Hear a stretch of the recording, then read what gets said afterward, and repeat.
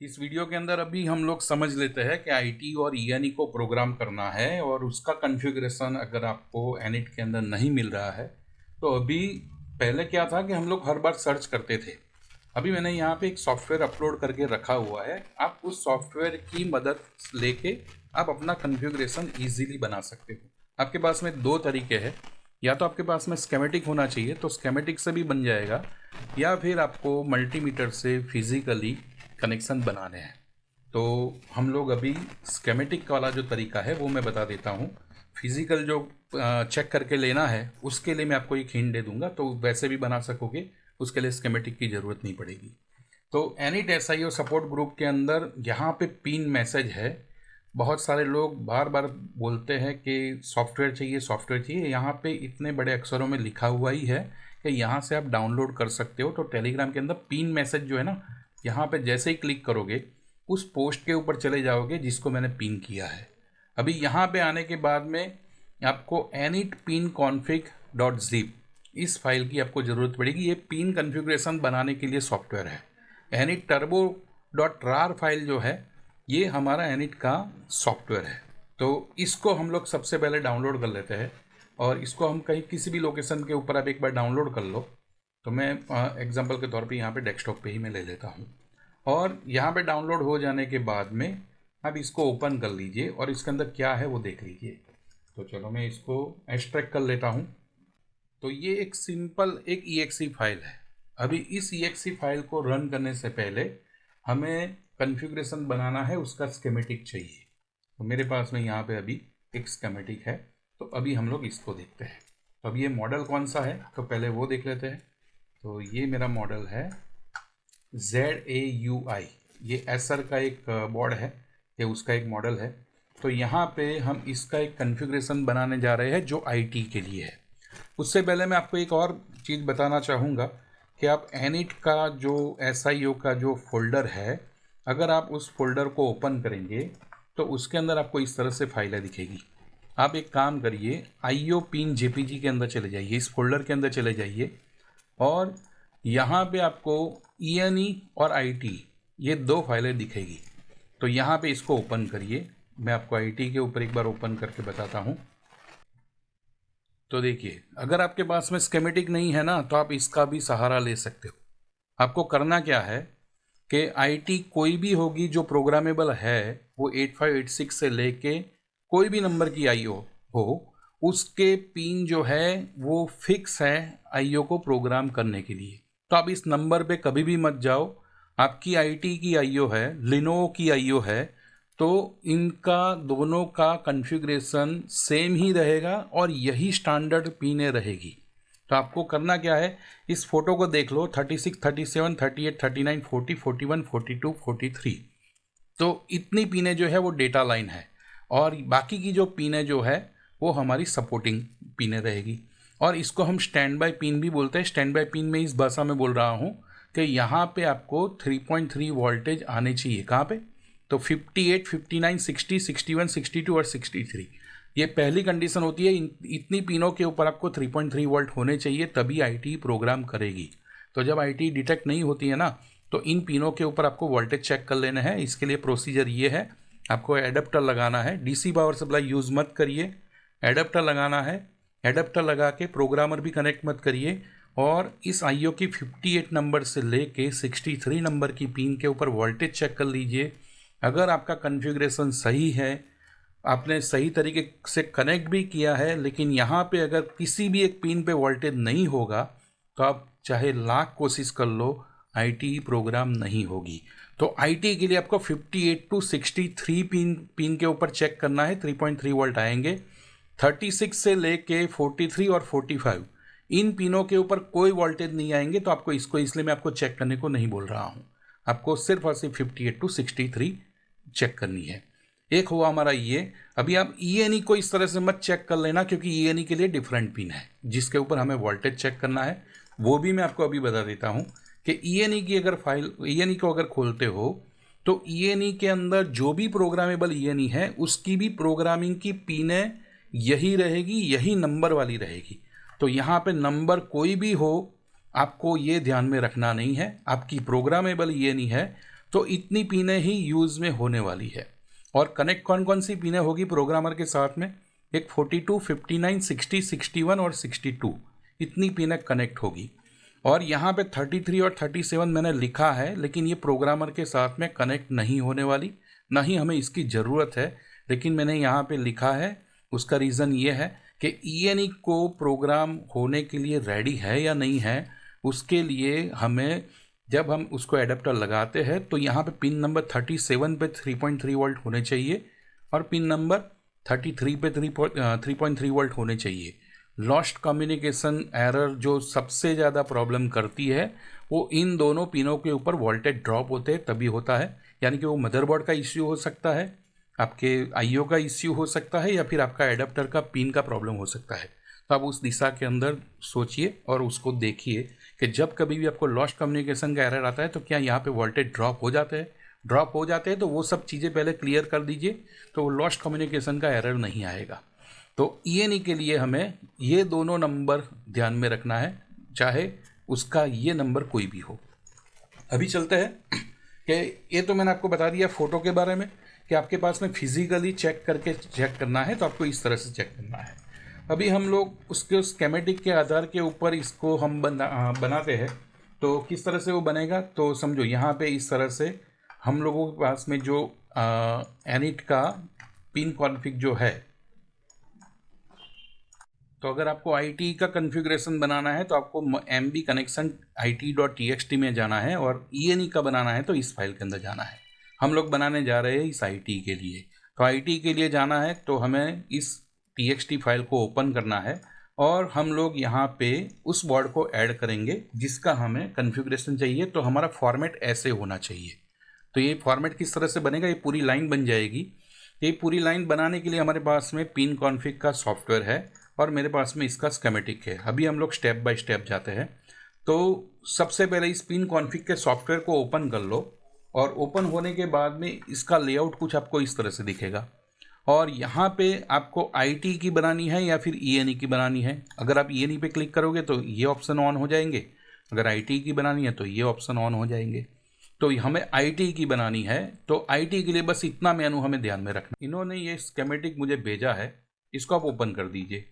इसको ओपन करने के बाद में ये है हमारा बोर्ड का नंबर, तो इसको हम लोग ले लेते हैं। तो इसका क्वांटा से सीरीज से स्टार्ट होगा नेम, तो हम इसका नाम दे देंगे क्वांटा। तो बोर्ड जो है IT कौन सी है, तो उनका कहने का है कि मेरी IT है IT 5571। ओके, तो यहाँ पे बोर्ड इन्फो, IO नंबर और फाइल साइज, ये तीनों चीज़ें हमें यहाँ पे लिखनी है। जैसे कि समझो कि मैं यहाँ पे लिखता हूँ क्वांटा, और जो हमने दिया था ZAUI, तो ये मेरा बोर्ड हुआ। अभी IO का नंबर कौन सा है, तो उनका कहना है 5571 है। तो यहाँ पे हम लोग लिखेंगे IT 5571। अभी यहाँ पे है 128 KB की फाइल, उनकी जो IT जो है वो 128 की है, तो हम लोग लिखेंगे यहाँ पे 128। अगर उनको 256 है तो यहाँ पे हम लोग लिखेंगे 256, तो हम लोग यहाँ पे लिख देते हैं 128। अभी टोटल पिन्स कितनी है वो हमें यहाँ पे लिखना है।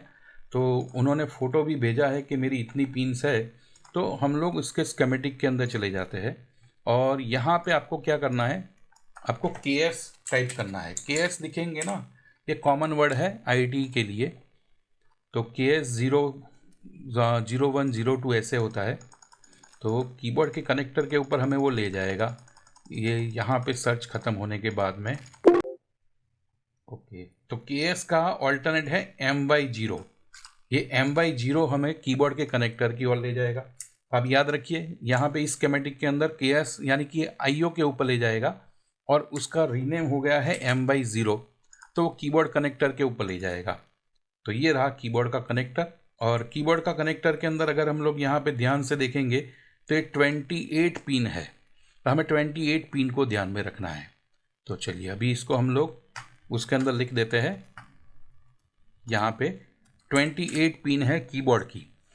अभी यहाँ पे रोल स्टार्ट होता है हमारा कि हमें कौन सी पिन के सामने कौन सी पिन लिखनी है।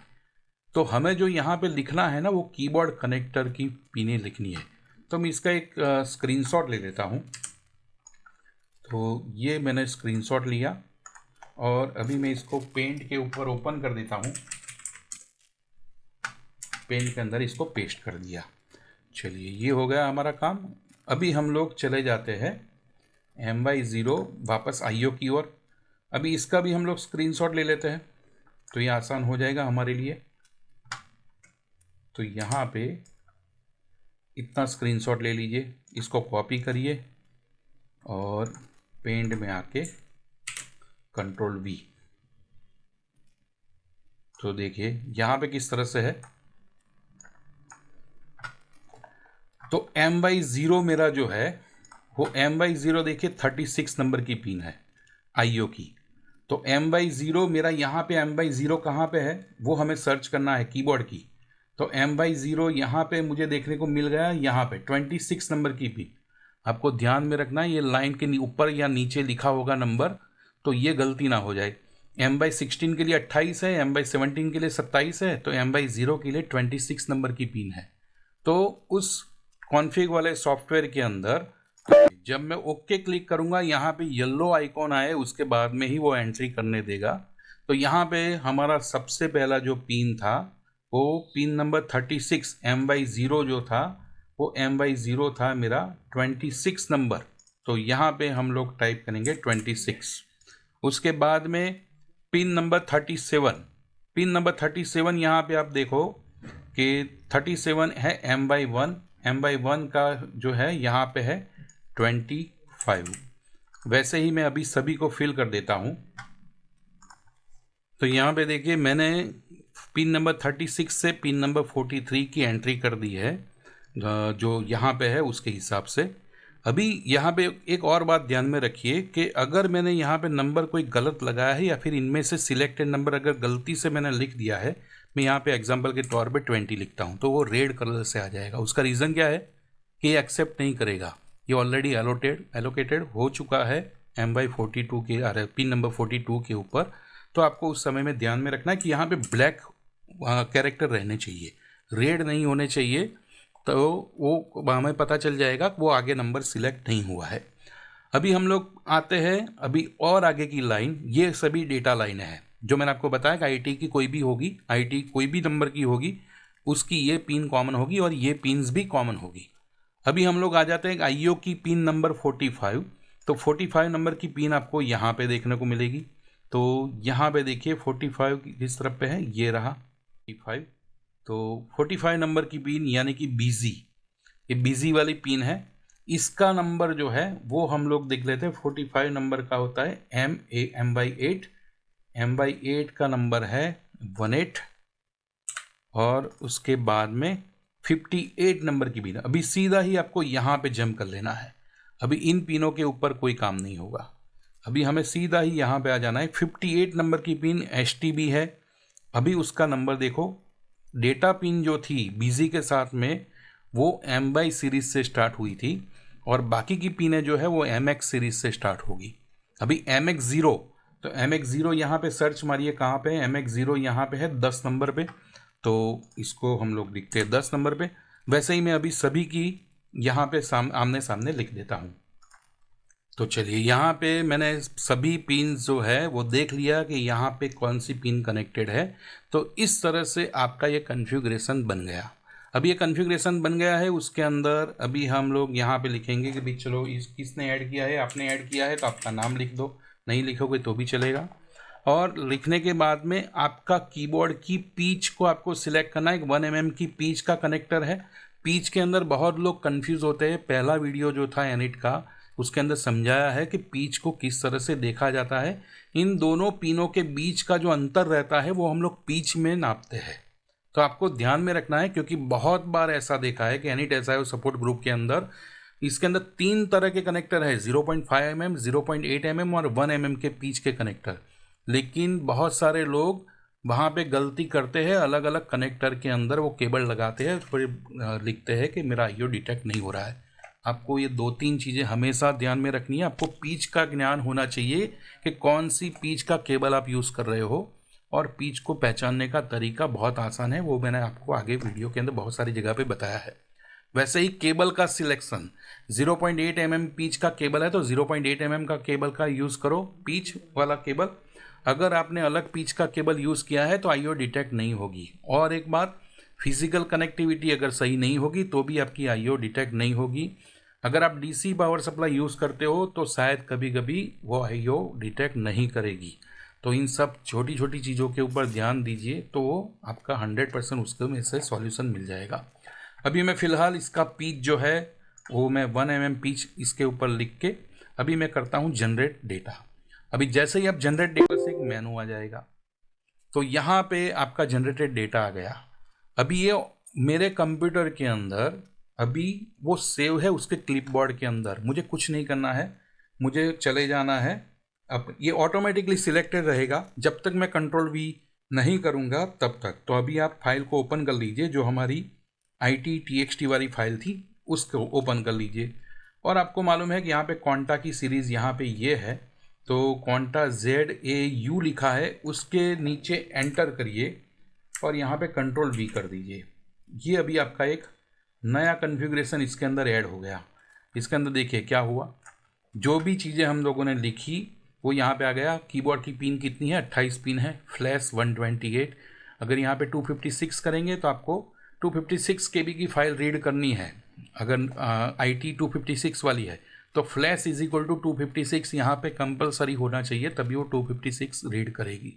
तो इस तरह से आपको पूरा कॉन्फ़िगरेशन यहाँ पे बन के रेडी हो गया। अभी इसको आपको बंद करना है, इसको सेव करना है। सेव करने के बाद में आपको ये करना है कि सॉफ्टवेयर को एक बार बंद करके चालू करना है, तभी वो इफेक्ट में आएगा। और उसके बाद में आप इस पिन को सिलेक्ट कर लीजिए। अभी बात रही कि विदाउट स्कीमेटिक कैसे करते हैं, तो विदाउट स्कीमेटिक करने के लिए तरीका बहुत आसान है। मल्टीमीटर का एक प्रॉब आप यहाँ पे रखिए और एक प्रॉब आपको इस पे रखना है और दूसरा प्रॉब जो है वो आपके कीबोर्ड के कनेक्टर के ऊपर रखिए और कंटिन्यूटी चेक कर लीजिए केबल लगा के। तो 36 नंबर की पिन कीबोर्ड की कौन सी पिन के ऊपर लगा है, बस वही नंबर आपको वहाँ पे लिखना है। या फिर आपका प्रोग्रामर जो है उसके हेडर के जो पिन है उसके ऊपर भी नंबर लिखे हुए हैं, आप हेडर से भी आप चेक कर लो, तो वो हेडर से भी पता चल जाएगा कि कौन सी पिन किस पिन नंबर के साथ में जुड़ी हुई है। और आप अपना कॉन्फ़िगरेशन इस तरह से आसानी से बना सकते हो। तो ये था एक कॉन्फ़िगरेशन बनाने का ऑप्शन। वैसे ही अगर आपको ENE है तो ENE के लिए भी आपको इस तरह से ऑप्शन मिल जाएंगे। ENE के लिए बस इतनी पिनों की ही ज़रूरत है, तो आपको ENE को भी इसी तरीके से बना लेना है।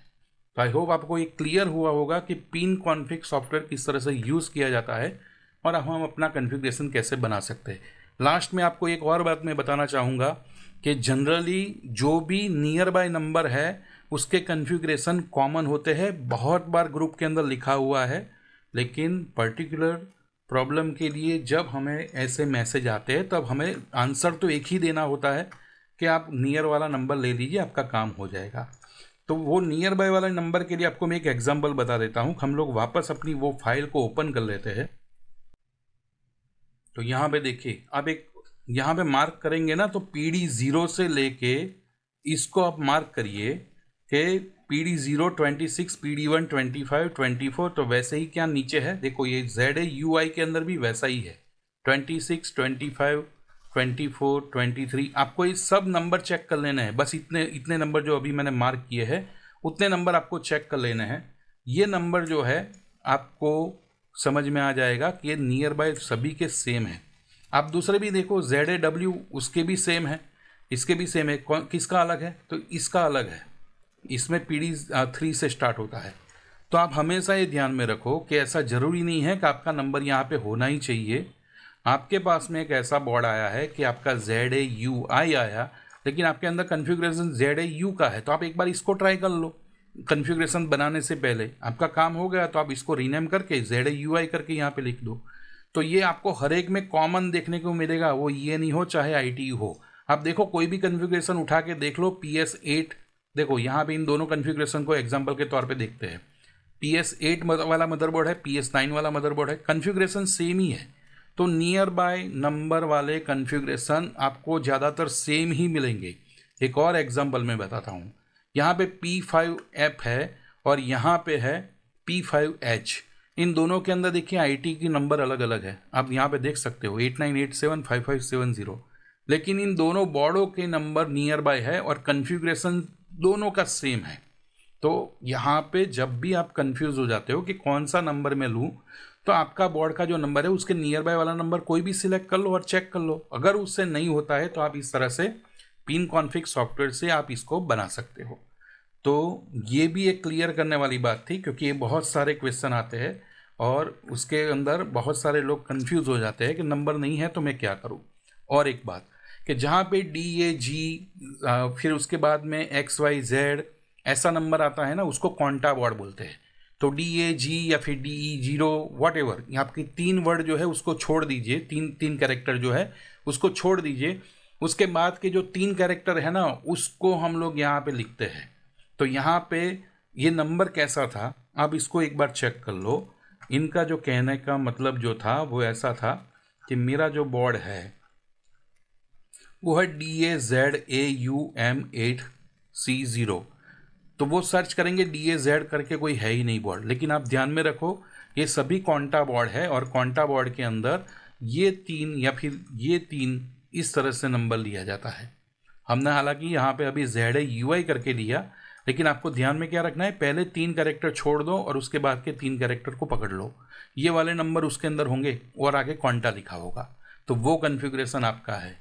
तो ये सब चीज़ें IT रिलेटेड है और IT रिलेटेड बहुत सारे वीडियो बनाए हैं और सभी के कॉमन क्वेश्चन आते हैं IT नॉट डिटेक्टेड। लेकिन IT नॉट डिटेक्टेड के अंदर बहुत सारे रीज़न हो सकते हैं, तो आपको इन सभी रीज़नों के बारे में ध्यान से देखना होगा।